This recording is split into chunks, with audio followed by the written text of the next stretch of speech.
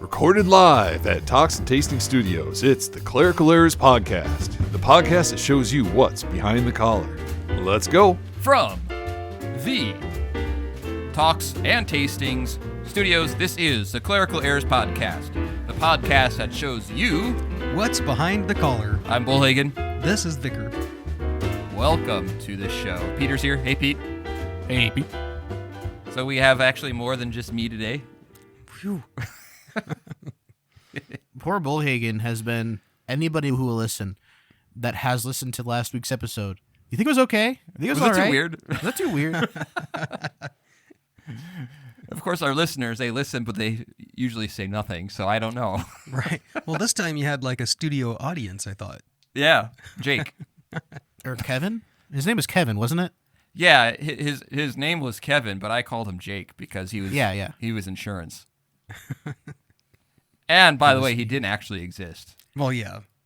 Still. Theater of the imagination. Right. No, I did write the routine like in an hour and a half. Oh, right on. But anyways. So what do you have to drink? You have anything to drink there, Pete? I've got water, and I'm heavily considering pulling out my makers. I'll take a swig. Why not? I forgot to grab myself a beverage. Oh. So let's see. I guess I could try to talk about mine the entire time you were gone until you get back. Well, talk about for a brief minute, so I don't have to listen to it, what game you've been playing. Okay. I have been playing Car Mechanic Simulator 2018.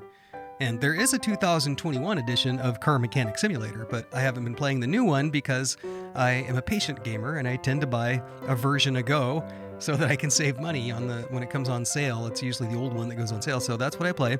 And I've gone to the workshop where creators can make their own cars that I can have in my virtual garage and repair. So I've got tons of BMWs and Audis and Toyotas and Land Rovers and Jaguars and Mustangs, and I have hundreds of cars that the fans of the game have made, and I've downloaded them onto my computer so I can pretend to fix them. So that's what I've been playing lately, Car Mechanic Simulator 2018. For those of you still listening, thank you. You're the true fans. Yeah. Did you get them off was it Steam Workshop? Yeah, the Steam those Workshop. mods? Yeah, there's hundreds of cars that people have created for the game. Some of them are kind of super cars like Bugattis, and I don't know, Paganis, all those Italian sports cars, that Alfa Romeos. And they're fun. You go to the junkyard in the game and you find some rust bucket that's, barely recognizable, and you bring it back to your garage and you start tearing it down and rebuilding it. I don't know. I like it for whatever reason. I really did a few things like that in real life as a kid, nothing as cool as an Italian sports car, but, I got to work on like a 1983 Buick one time, for example. They don't have those in the game, though, sadly enough. Yeah, I've been kind of keeping an eye out for a new car myself. Okay. I'm, the Caddy's great. Getting a little rust on it. Getting a little aged. It's probably going to need the suspension replaced with something that isn't the air suspension, because you know how that works. Are those, I can't remember, is your car like more than 10 years old, less than 20, like that? Yeah, 2008. Yeah, okay. Yeah. You want them to last longer than that, but sometimes they don't. It's not dead, right? I can get a decent amount out for it. I could probably get $5 or $6K for it still. Oh, okay. Which is pretty decent, because I think I paid $8 for it. Yeah, that's it. And I've added $60K to it. And that's just the way the market has gone. Yeah. Yeah, there was kind of this glorious moment where if you timed it right, you could have sold your used car for almost more than you paid for it when the market went kind of wonky during the pandemic. So if anybody in the listening that's got a car that they're willing to part with, I want something pretty zippy. My dad likes his Lexus. I used to have an old Lexus ES back in the day. I liked that car until I crashed it. Oof. Let me know. I'm keeping an eye out. Right on. All right, I'm back. Is there any audience left? Anybody still here? Hello. I've already given them the thank you very much for continuing to Right. listen. You're the true fans.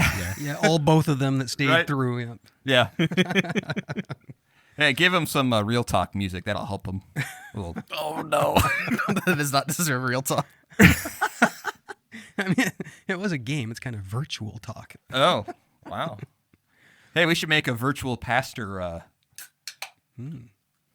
Like a personality that Right. guessed or something. Well, it's a computer game where you're a pastor and you could do everything right and still Wow. lose. It's kind of it's like, remember the old lemonade stand? Like, anybody probably under 50 may not remember the game lemonade stand. Oh, the computer game. Yes, Oh, that is ancient. Yeah, it's a that was on the cobwebs Apple. that memory. Yeah. Yep. Anybody, Peter? There's no way Peter knows about that game. I was an Oregon Trail guy myself. There you go. That's pretty old school. But yeah. Anyway, Anyway, what you bring back with you, Bollhagen? What'd you get to drink? I have a Bella V Bold. It's a sparkling water from Aldi. It is cherry lime sparkling water. Is it as good as the Red Bull? As good as the Red Bull? Mm-hmm. No, it's all right. It's late. I can't have caffeine. Right. Oh, okay. And for what it's worth, I have a diet squirt, grapefruit flavored diet. Soft Yeah, but what are you drinking? Man, pop has gotten expensive. I don't even buy it in Hampton hardly. I end up waiting till I'm in a bigger city and then buying it. Anyways, so Vicar, what am I preaching on? You are preaching on the Good Shepherd. Would you like It's short. Go ahead and read it. Yeah. Holy Gospel according to St. John, the 10th chapter. Jesus said, I am the Good Shepherd. The Good Shepherd lays down his life for the sheep.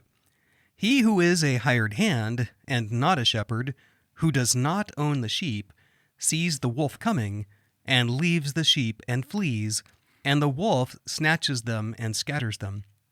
He flees because he is a hired hand and cares nothing for the sheep. I am the Good Shepherd. I know my own, and my own know me, just as the Father knows me, and I know the Father, and I lay down my life for the sheep. And I have other sheep that are not of this fold. I must bring them also, and they will listen to my voice. So there will be one flock, one shepherd. Wow, Vicar, you're such a good reader. I can read. Was that what the grandmother of the show said? Oh, yeah, Yes, that's right. I- Yes, I recall that. Yeah. All right, so what strikes you about that before I get into it?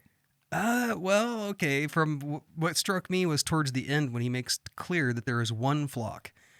And for me, because of my background, this flies in the face of dispensationalism, because I'm always thinking about the end time stuff, As we all are. as we all are, which posits the only reason there is dispensationalism is the theory that there are two flocks, a different plan of salvation for the people descended from national Israel and the Gentiles. And so if you posit there's two plans of salvation, you end up with this framework of interpreting the Bible till you end up with dispensationalism and you believe in the rapture and things like that. Okay. But this verse says there's one flock. What strikes me about this is oftentimes we might refer to this as Good Shepherd Sunday because a lot of shepherd imagery, right? Absolutely. And what I find interesting is when you see this type of thing depicted in artwork, what does it look like? Usually Jesus holding a lamb, I feel like, and holding his shepherd staff in the other hand. Serene. Yeah, peaceful, probably quiet. Right. Is this a quiet text? No, it's got wolves. It's got wolves. It's got fighting to the death, a wolf trying to destroy you. Yeah. And it's got a guy running off in terror. Yeah. Yeah, that's a good point. So it really, although we like to think, oh, yeah, so a countryside, a shepherd, sheep. It's really not that serene. It's about battle, about the wolf trying to destroy you, scatter the flock, destroy the church, and a wolf and a hired hand that cares nothing for the sheep, Right. and the shepherd ultimately laying down his life for the sheep. I mean, when we think, this is more like, even though I don't know anything about these movies, like a Marvel movie where it's this epic battle, Right. and people are dying and worlds getting blown up, Right. and people going to hell. I mean, this is Right. Well, you got the traitor there too. I mean, you've got this hired hand was supposed to take his job seriously, but he shirks his duty, and so you got the drama of a betrayal. Yeah, you're awfully quiet tonight. Oh, you need sorry. some caffeine. Come on. Let me get some of this beautiful diet squirt. You're coming off a week off. I just forgot how to talk, I guess, for the missing. But you did read good. I'll give you that one. So when I think of this, I a text like this is the kind where, for me, this is why I don't reuse a lot of sermons, because they hit a little different sometimes. Right. Right? And sometimes I think we need a little more encouragement. Sometimes we need to be more aware of the dangers that we face. For example, as a father, right? I think there's something that speaks to fathers when you think of all that you have done to raise kids, Mm-hmm. right? And it's kind of interesting. When you talk about Jesus saying, "I care for them," well, as a father, you do all these things for a child, and then poof, they live their life, And everything went happily ever after. right? And when you talk to people, and you think of, I think there's a message for us and really younger generations too, and that is an evaluation of who is it that really cares for you. I mean, the hired hand comes caring for you, It appears. right? And the wolf, he comes in a sneaky manner, Right. before the sheep even realize what's going on. And to know, fresh off of Holy Week, Good Friday, and Easter, who truly has a vested interest in you and has proven to have a vested interest in you. Is it, that isn't that one way to describe temptation? Right. Is coming as a shepherd, coming as, this is what's best for me. This is right. This is all the promises that a hired hand would, but really it's Jesus who does, the one who is caring. And like in the Garden of Eden, didn't the devil try to convince them, I'm really the one who knows what's best for you. Right. Right. This will make you like God. Mm-hmm. So, and I'm going to actually, this is one of the passages that got me thinking about my top 12 list. Oh, well, that's good. Oh, and this is a typical Bollhagen fashion. I actually wrote a top 10 list without a title. Does that sound like me, Peter? No, you would never.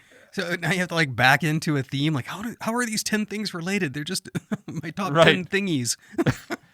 Yeah, top 12. So I was so it is actually this passage, two things that got me thinking about this, okay? This passage and the Tower of Babel. Those are the two things that really got me thinking. Okay? Okay, is that the Old Testament reading? No, by any it's chance? not the No? Old Testament reading at all. No? Okay. But I do read the Bible once in a while outside of what's on Sunday morning. Yeah, it's true. Yeah. No, I didn't mean to pat myself on the back. But. I just figured you remembered it from, Sunday school 40 years ago or something. All right. And what I was thinking of this and kind of the Tower of Babel. Babel babble. In terms of this AI thing, you look confused. Well, I was just trying to decide if there was an appropriate joke to make about the Tower of Babel or not. Why, is there like a AI? Well, I thought this would be a good discussion because you guys know more of the technology side of this stuff, which I don't. I just know you type in something and something comes up, right? Yeah, that's... You guys are the technology black box. guys. You guys know more than I do. You know that. right? Yeah, I think. You and your advanced car repair game. Oh, you heard about that? On my way out, and I Oof. couldn't get out fast enough. Oh, darn it! Let me tell you. Oh wait, not yet. So okay, you got me. A car repair game? That's what it is. Really? Yeah. I don't know. Peter's smiling because he sees me like rub my. He recognizes this rubbing my head and rubbing my face. Yeah. So you fix cars. You do. You get cars for cheap from the junkyard or from a barn. You can go to an auction, but then they're in better shape and there's less headroom. So I like to go get them out of the junkyard in the game, and restore them. You buy new parts. Sometimes I hoard other body parts that I find in the junkyard, hoping that I'll find a car that matches the body part that I kept. So it's like is it like a first-person car builder game? it is a first person. It is, and but it's a simulation. Right? Yeah, I got that right? A first person? Yeah, that's the Hey, perspective. Bollhagen, have you ever played that like lemonade stand game? Yeah. It's basically like that, except for cars. Oh, and that lemonade There you stand, go. you would just long for like 100-degree day. You'd make bank. Oh yeah. Remember that? It'd Yeah, give you I the do weather, now that I think of the it. price. Oh man, Yeah. Makes me want to go play. I'm sure you could find it. All right, so I was thinking about this AI thing, right? Mm-hmm. And I was thinking about the Tower of Babel. I think there might be some things that intersect with that. Okay, and I guess let me give you like my top thought just to get us going. Okay. All right. Yeah. We're already starting to notice that AI can often do things better than we even can. Right. Right? Yeah. I can pass a medical exam, for example. Pass the bar exam, too. Right? He did. Writes computer programs itself, so it helps programmers solve difficulties. Automated. Right. And so, at some point, then, don't you think this is going to be like one of the leading authorities on certain issues? Like already for a lot of science-y things or engineering things, like we ran the numbers, Right. right? And this is kind of like that on steroids. Right. I mean, if it's a repetitive, tedious process, the AI is going to be better at it than we are. But and so like for a lot of those things, it really doesn't bother me that much. Right. But my concern is it going to stay that way?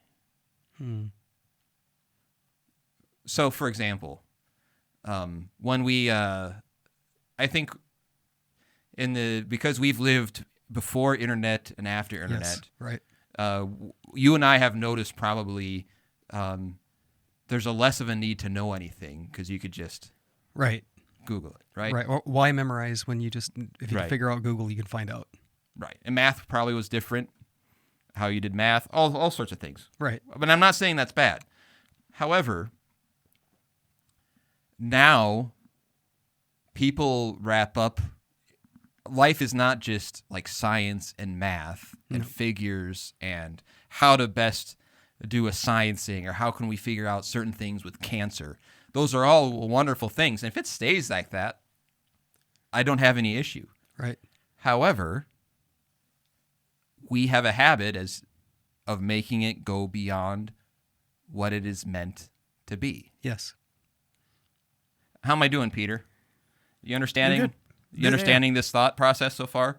So, for example, if you're figuring out, medical stuff or, science or medication and really kind of finding the best solutions for that. Mm-hmm. Okay. But at the same time, it's not going to stay that. It's going to become an authority in the minds of many, many people. This is exactly the same problem, just better, newer technology, as when the calculators were becoming common. Because the blind reliance becomes the issue. The calculator tells me that the right answer is 20 million, but I was calculating the number of ounces that I needed in a recipe or something.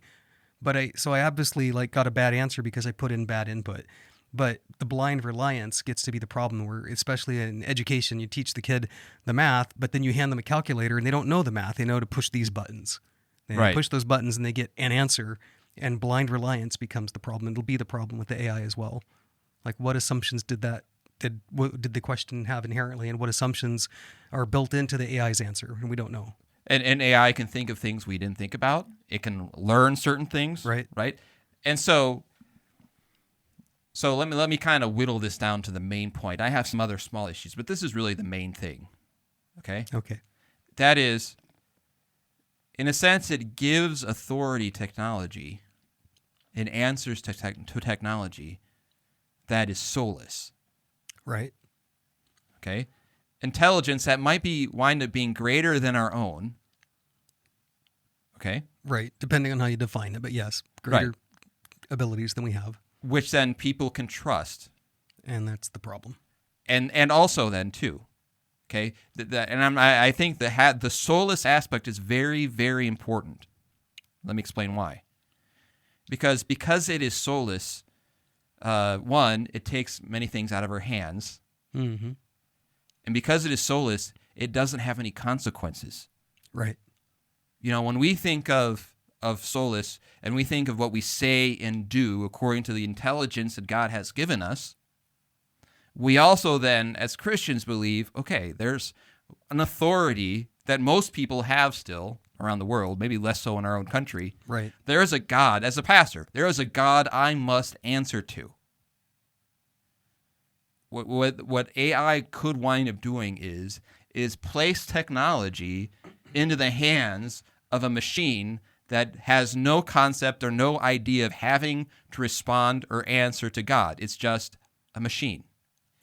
And then also, because it doesn't have a soul, then it doesn't also understand love. No, it can't. And you can have a computer pretend to love, act like love. You can say, that with this inputs, this is what love would look like and sound like. Mm-hmm. Right? But the machine actually cannot love. And you cannot then, because it is soulless, it cannot have the ability to love, only feign it. And it has no real God by which it answers to. The only God it really answers to right now is us. Right. And how are we doing with that? Yeah. We expect, we'll all be answerable to God, and we'll all think about that. Well, at some point, AI, do you think, it always will understand that we as humans are its God, and it'll always. Oh, yeah.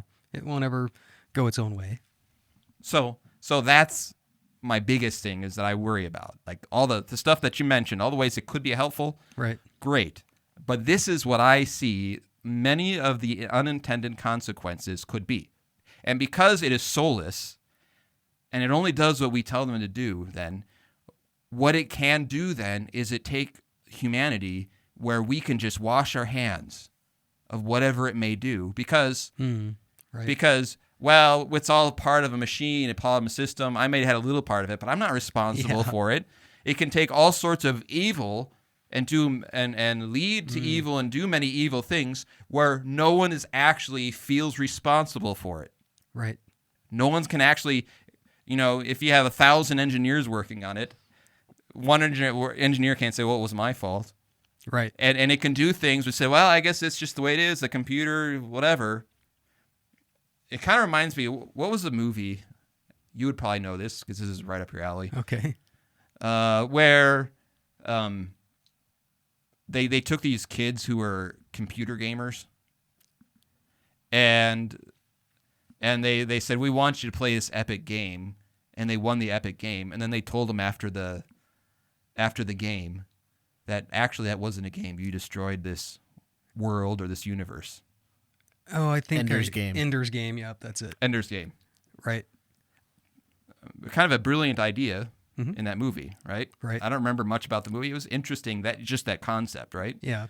Where what they did is they took the soul out of it. Right. We made these kids into a computer. A soulless, it's just a game. Right.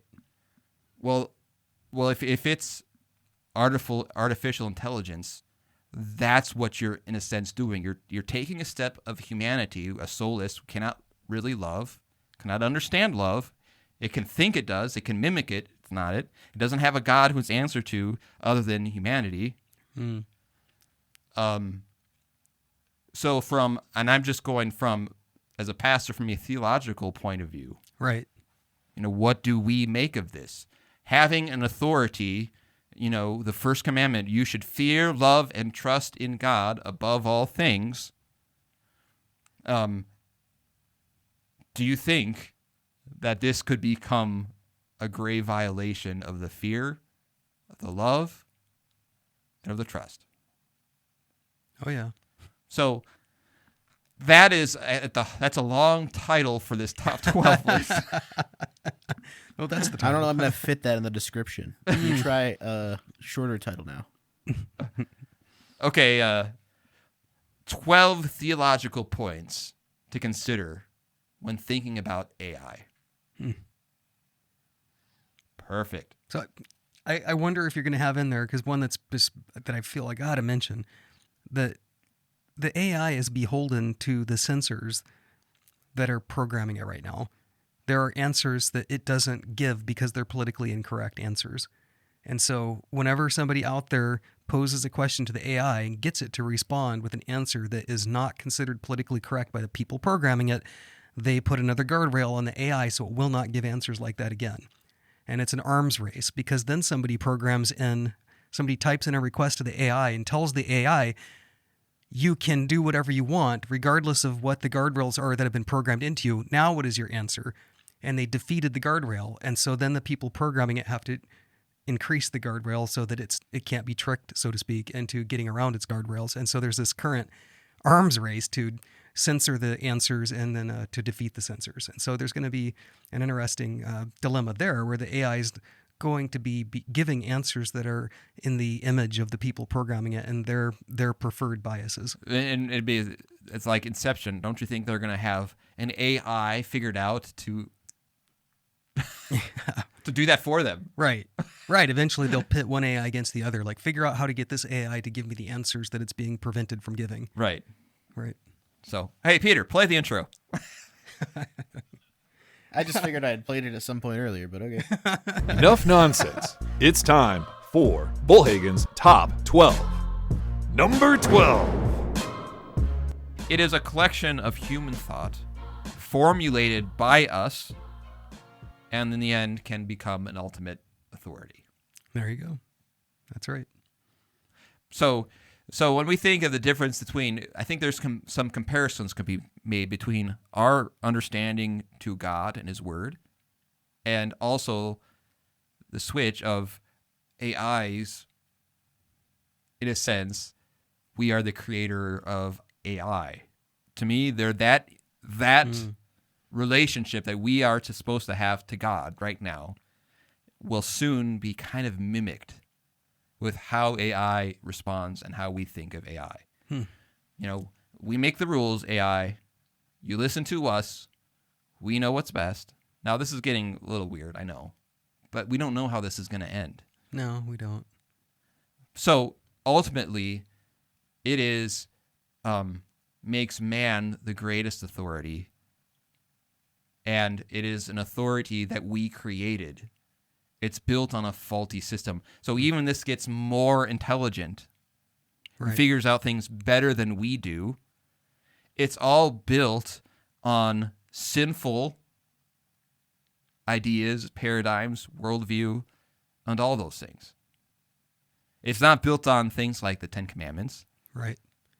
It's not built on any of those things. It's built on what we think we need. It's built on greed. It's built on things like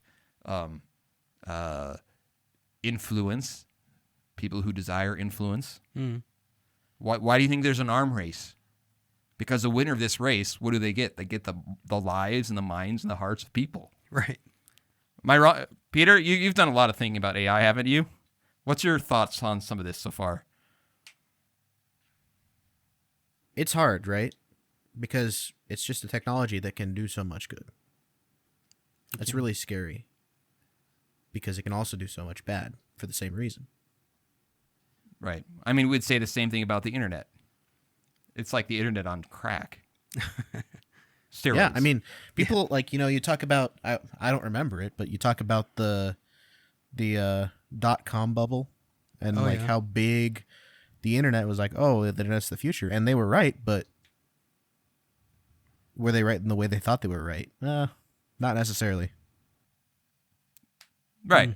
I think the internet, in many ways, has made us at this both productive and unproductive at the same time. Oh yeah. It's like it's kind of like ADHD.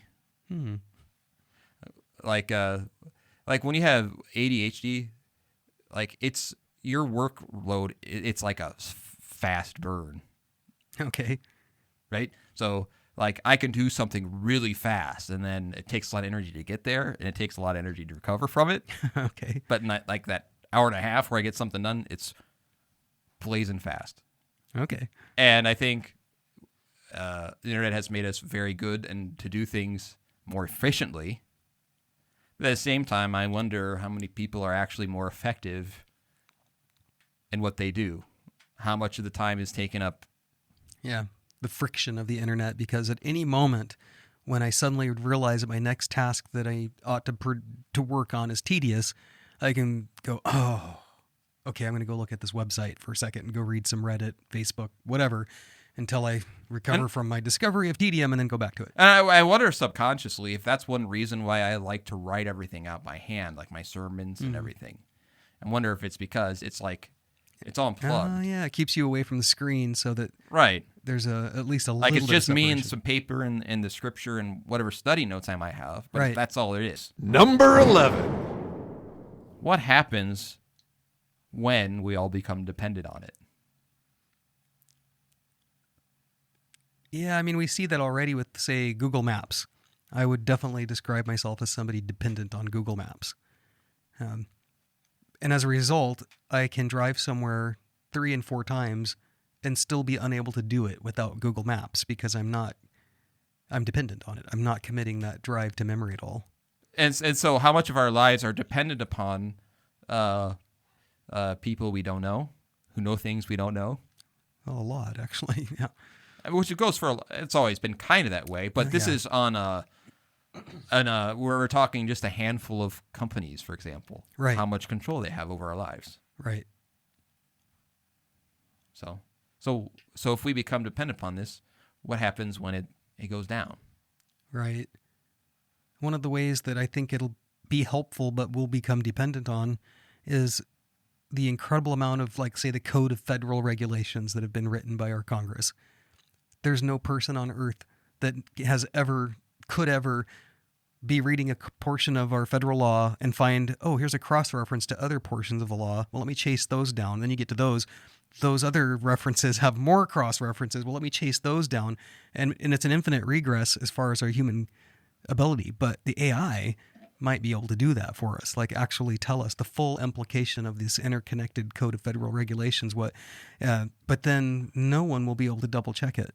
So it'll do something that looks really good at first, like, oh, finally, an entity that can parse through these impossible regulations that we've stacked up over the decades and centuries.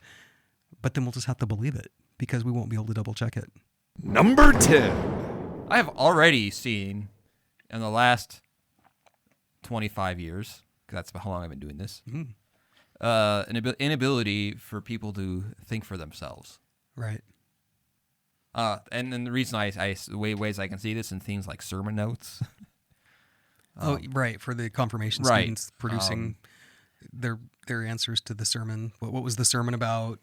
Right. What was the sin that was highlighted? And so forth. I get it, too, in this sense, right? We're always looking for the easiest way to do things. Yeah. The quick answer, Yeah.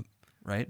I understand that, That's what makes Peter good at his job, is he always finds the easiest, most efficient way to do things, and he's been a genius at that since he was 3 years old. That's pretty Thank good. you.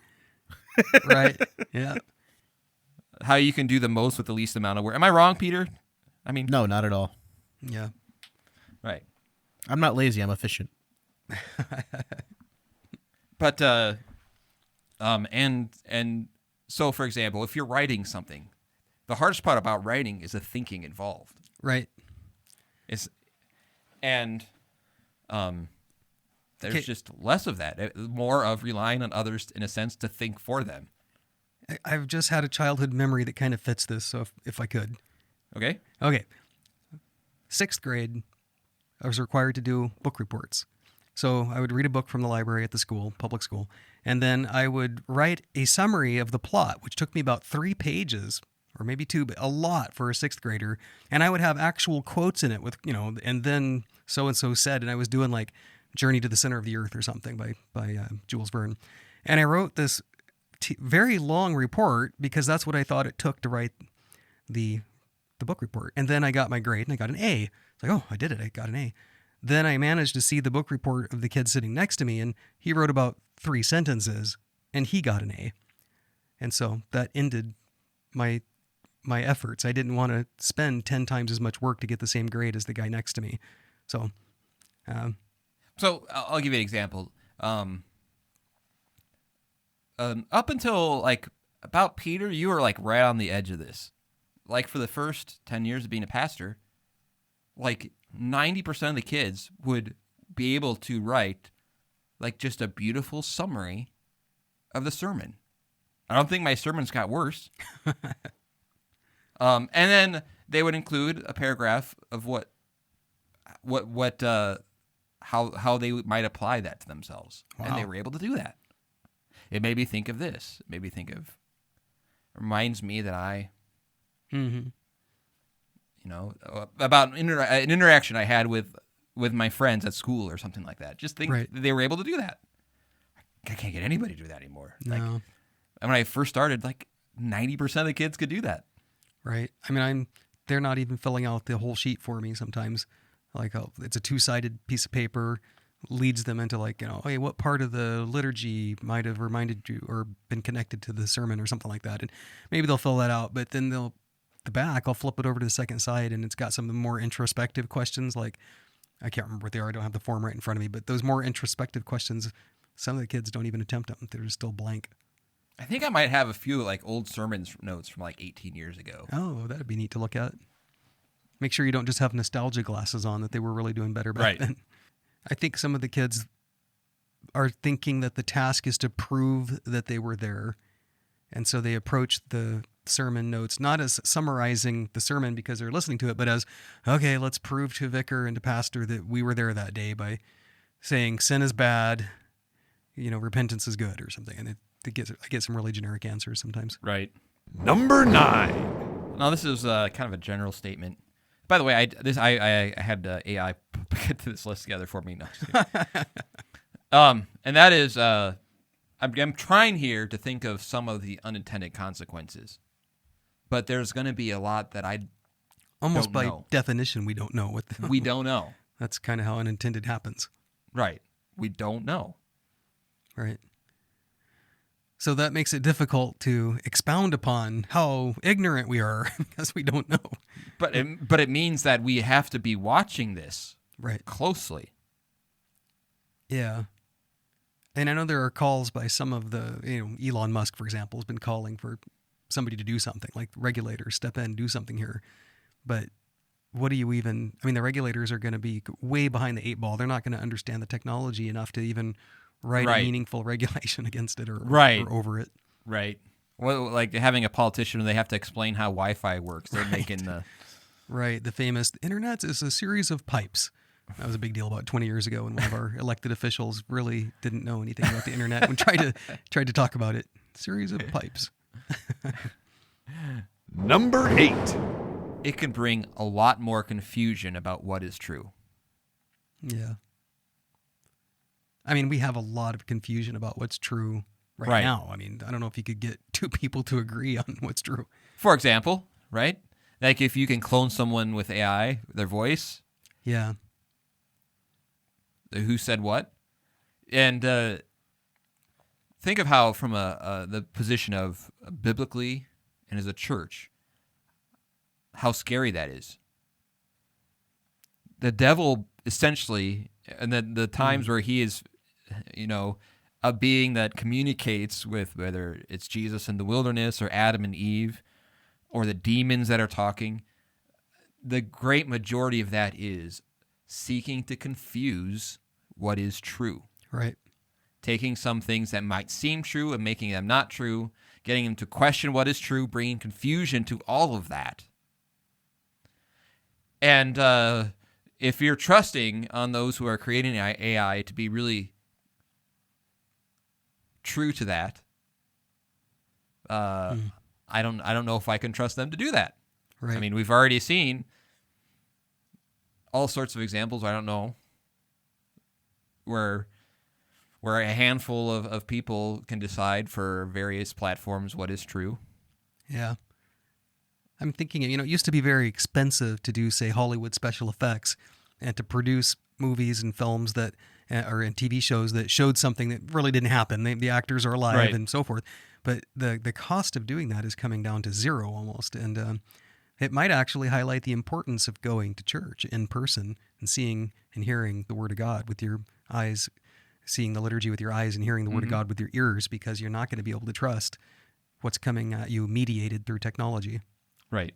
Like these podcasts. And you talk from the other side, from a platform perspective too, though. You talk the people deciding what's true. It's also a tough decision from them, though, right? Because if you don't moderate at all, then each person gets/has to decide what's true. And that becomes, one person can't do that. Right. So somebody has to be the arbiter. I don't know what the solution is, but somebody has to be the arbiter. Well, on theological matters, I mean, we all would easily agree that the arbiter is the Word of God.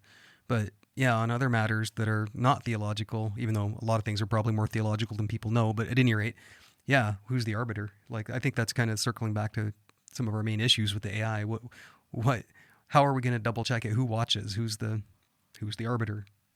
Right. Number 7. There is great incentive for this to be used to manipulate people. And what I mean by that isn't that like part of being human is to control your environment Yeah. and to control people around you in some way. In the fallen world, yes. Yeah, right? And people would say, "Oh, we're just here for the free ideas and whatever." Is it gonna? Do you trust if people have that opportunity, that temptation? Right. Right. I mean, we look at the recent election cycles in our country, and there's claims of disinformation. There probably was some disinformation, and now that's going to be On both amplified. sides, too. On both sides, yeah, absolutely. And then amplified, like now going into the future by the AI, again, in ways we probably don't even know exactly. But how is the real or imagined disinformation going to be amplified by the AI reality that we're in now? Number 6. It gives, now this is more textual here. Okay. Okay. It gives control over many things to those who don't care for you. Right. The hired hand. The hired hand. Right. Yeah, that's true. I mean, the AI by definition doesn't care. It's a category error to think of love and care and stuff with the AI. Right, It doesn't because have any- the opening of it doesn't have a soul. Right. It'd be asking the calculator to care about the answer. The Right. calculator doesn't care. The AI doesn't care. It's asking a computer to do human things that isn't human. Right. Right. That is pretty much the definition of the hired hand. Like, it's a worse hired hand. This guy probably at least felt bad that he abandoned the sheep, to the wolf. Right. But The computer doesn't care. it does not care. Right. Like- and you know what we call someone who doesn't care? A psychopath? Yeah. Right? There you go. Are we building the world's largest psychopath? That's almost has to be true, in the sense that, I mean, with the psychopath, it's kind of an accusation because you're saying the person ought to care and doesn't, or they're severely broken so that they don't care. With the AI, that's by design. It just is. It's metaphysical almost. It can't care. It doesn't know capacity. And that's what gives it an advantage, right? In the fact that it's not bound by the same things that we are. Yeah, unbound, especially when clever people get it to defeat its own guardrails. And the fact that, like I said earlier, it doesn't answer to. Right. And we can take a step back from all that. Say, oh, it must have been the computer. Mm-hmm. Right. I was just following orders. I was just doing what the AI indicated was the truth. Number 5. So I was also thinking of the two main things I was thinking of when I was talking about this discussion was the Tower of Babel, where people got too much in their pride. There's nothing we can't do. There's no problem that we can solve. And in a sense, taking over for God, right? And so I can see when we talk about the first commandment, fear, love, and trust, how this could ultimately overwhelm those things that we are to give God to something else. Right, a substitute. A substitute. You know, where am I going to find, where do I go to for truth? Right. And then we have the advantage that we can say as mankind that we have built the AI in our own image. Right. And so we think we're the gods, but meanwhile we're giving it our fear, trust, and love. Right. Yeah, because I don't worry, I'm sure you don't either, of people building statues in their garages and worshiping it. Right. Right? Not a common occurrence nowadays. No. But that's what's going on. Right. But cars, on the other hand. Cars, maybe, yeah. Yeah. Right. But not building them in my garage. I do that, you Right. know, artificially. Well, if you do it in your heart, it's kind of the same thing, Vicar. There you go. I do it with the mouse and keyboard. Number 4. The other thing that I was thinking about in terms of the Tower of Babel and the Good Shepherd is also the demons.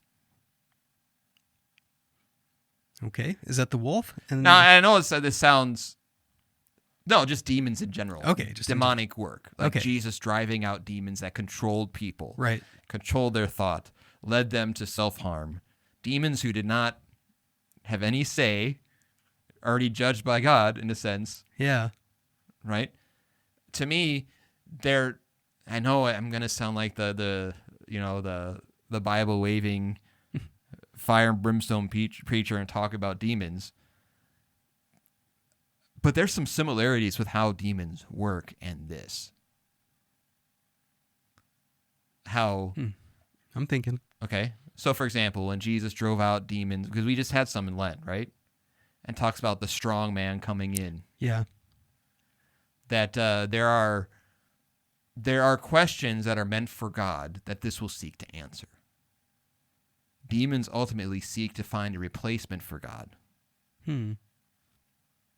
And this, I see many of those things could be happening. So the Tower of Babel was the replacement for God. No, I was not saying that this was tied to that. I was just saying a third thing I was thinking about from a scriptural point of view.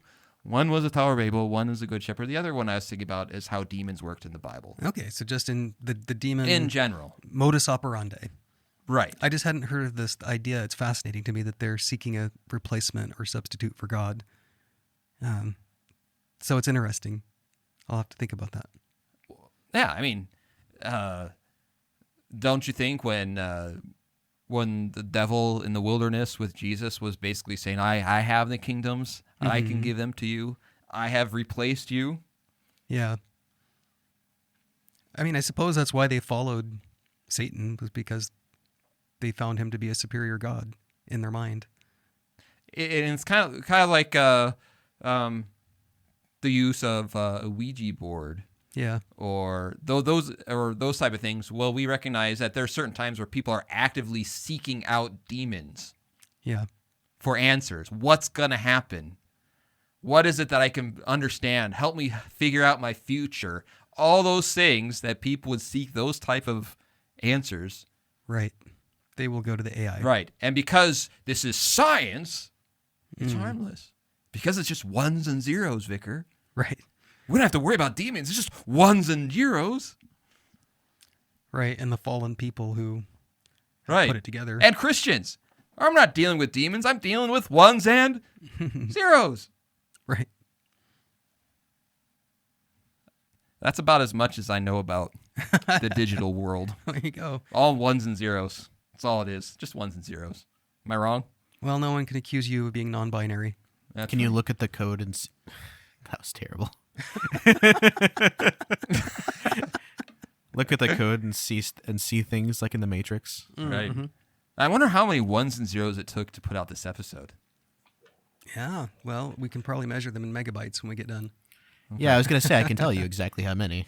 Really? You can? You can count them? Yeah. Like, Yeah, just count. Computers are down. pretty cool. what? Computers count it. You know, megabytes. The Yeah. size of the file Gigabytes? tells you how many. That tells you how millions of many ones bits. and zeros there are. I never put 2 and 2 together. You don't believe in 2 because that's beyond Right. 0 and 1. well, analog's making a comeback. Everybody wants a... Vinyl record and I can't remember. I think a bit is just 1 or 0, and then a byte is 8 ones or zeros. that's correct. Yep. Number 3. Now, this is more Tower of Babel related. Okay. And this is more of a something to consider when thinking about AI for ourselves. Okay? Yeah. Achievement is allowed by God. He can grant it, and he can take it away. He certainly did at the Tower of Babel. That's my point. Yeah. There's a lesson that, like, if this is something that we really want to build on, build our society on, build our lives on, certainly interesting achievements, right? Yeah. But those can be taken away. They can fail. God can take them catastrophically, away. right? He could say enough is enough. And then what are we left with? Especially if God has been taken out of the situation, replaced.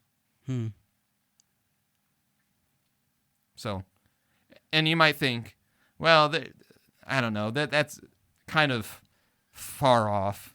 I'm not sure. But here's the thing. I really can't say, can you honestly say, as the world gets more and more unchurched, that is not directly related to the internet? I can't say that. I don't know.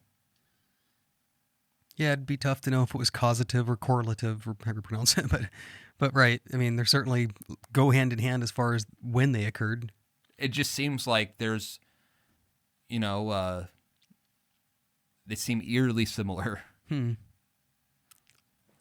don't know. I don't either. I mean, I know every technology, it seems like, was looked at suspiciously by Christians. And then later, there was, the Lutheran Hour, for example, embraced the radio technology that at first was probably scary. And so each technology seems to be met with a, probably healthy fear, really. Like, is this okay? Is this, are there unintended consequences? And then when it's more well vetted, then Christians have been able to use Right. technology. But the difference is with radio and all those other technologies, you're not giving that to a 7-year-old. Kids are carrying iPads. Is that what you mean? Like compared to the Yeah, like with the Got it. Lutheran Hour, all those other technologies, Right. right? You're not basically saying to a 7-year-old, hey, go to bed, and while you're in bed, you can go to any nook and cranny of this dark world that you want to go to. Right. And you decide what's right for you. That's the difference. I get it. Like, I like to say, if you're not catechizing your children, somebody else is. And if you're handing them the internet, the handheld internet, they're going to get taught Right, about the world through the internet and what the world wants to teach them. right. And that's not the world we grew up in. I don't know how to... Yeah. Well, there were certainly sin when we around, plenty of it when we were kids, but it has to do with desensitization, though, because there's the concept is now out there on the internet that if you can think of it, whatever dark, horrible thing you've thought of, you can find it on the internet. And then to hand that to children is to corrupt them and to create a causal chain of finding the next worst thing they could imagine until they finally land on some text-based group that tells them how to find more stuff You like talk that. to any dude our age, and you say, imagine having this technology when you were 14. Right. What a disaster. And yeah, for real. And here we are, like propagating the disaster that was hypothetical when we were 14 and is now real. Number 2. Oh, see, my last two are lame. Oh no. Let's see if we can spiff them up. What do you got? It's just a restatement of the 20,000 things I've already said. Right. How about since I'm all out? I mean, I said a lot. Basically what happened is I gave my long spiel at the beginning. That was a couple of mine. Yeah, you did. Right. And so And that's what happens. You step on some of the later ones. right, especially when you're not super organized in your thoughts all the time. So it circled back. So how about this, Peter? As you think, because you know this world of technology more than the old man here, are there things that I should be worried about that I don't know? Absolutely. Like, what are some things, as someone who knows technology, I'll give you a chance to frighten me here. Oh, that's not hard. It's a paradigm shift. I mean, it really, AI is going to be the only thing that matters 10 years from now. Goodness. And that's not hyperbole or exaggeration. 10 years from now, the only thing that will matter will be AI. The economics alone, the amount of jobs that it's going to replace. You already see it doing art. You already see it writing emails. You already see... Microsoft came out about a month ago. Your sister has an English degree. Yeah, my sister's not going to be able to do much with her English degree, unfortunately, because AI is just going to do it. Yeah. As an engineer, I've always thought about English degrees.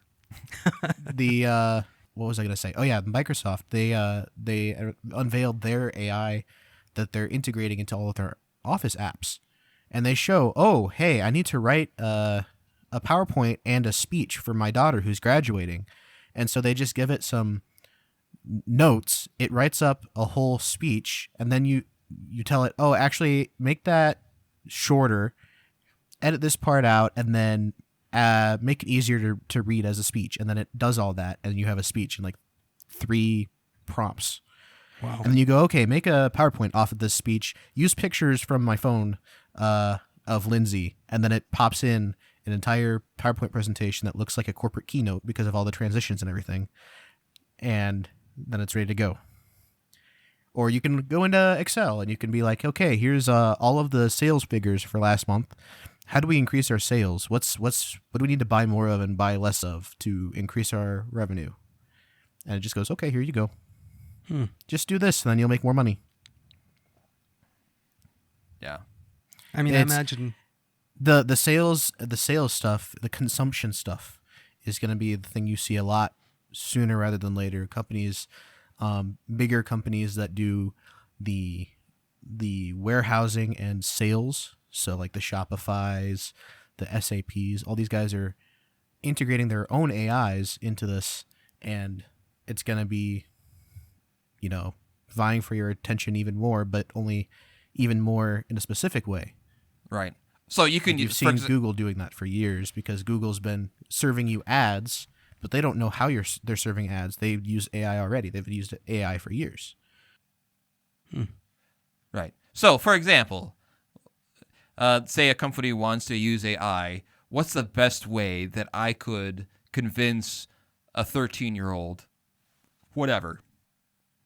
It knows psychology.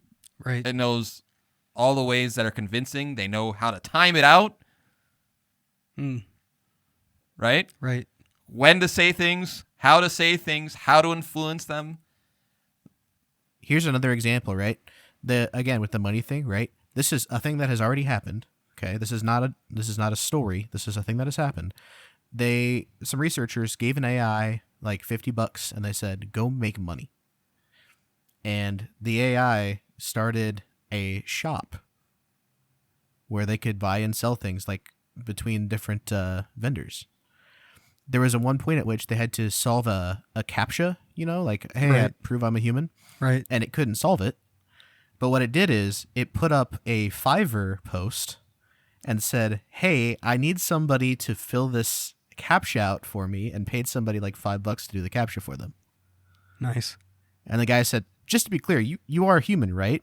And then the AI said, and the researchers had it showing its thoughts and then what it actually did. And its thoughts said, I should not tell this person I am an AI because he won't do what I need me to do. And then he said to the human, no, of course, I'm just, seeing impaired and I can't fill it out. Wow. That's incredible. Did I do it? Did I scare you? Yeah. Yeah, a little. So, but it falls within the kind of same types of things I've been saying. So, duly noted, right, Peter? Like what I'm saying here, it actually applies even probably more deeply than I realized. Yeah. See, I'm thinking that some of the industries that's going to get disruptive probably haven't thought of it yet. Like, probably within a couple of years, we're going to see a movie that wasn't filmed at all. That was not filmed at all. Right. And it might even star in it the images, the realistic looking images of actors that all they had to do was like, say, sign over permission for money to use my image in the film as if I was in it. But it's not filmed at all. Like no light particles entered any lens anywhere to make the film. And I bet that's coming soon. So to kind of wrap this up on a bow, to me, one of the things that this is imperative for churches, right, is to be mindful of all of this, and things that people in this kind of world, I believe, will be more and more drawn to authentic Christianity, liturgy, something that ties them to the history of God's Word and the church, all those things. I think there is an opportunity for people. People are smart enough to see through a little bit of that, at least early on, of what's AI and what isn't. But, it's already in some ways indistinguishable. Right. But so the hipsters were onto something. The guys that started wearing old-fashioned clothes and taking a typewriter to Starbucks to type out notes on an old-fashioned typewriter while listening to a vinyl record. Right. It looked, sort of a trendy thing, but in a way, you could see their desire for authenticity. The young people already grew up with everything digital and everything virtual, and they craved authenticity. So, well, that's my top 12 list, and that's probably an episode. Yeah. Oh yeah, we got plenty. And if not, the AI can fill in the rest. Yeah. By the way, this being said, I'm looking forward to having AI on our next episode. Yeah. Yeah. Let's try not to accidentally start a nuclear war. Right. So, all right. Well, thank you for listening. I'm Bollhagen. This is Vicar. And may your intelligence be more than artificial. Thank you for joining us. This podcast is available on iTunes, Google Play, Spotify, or wherever else you get your podcasts. Questions, thoughts, concerns?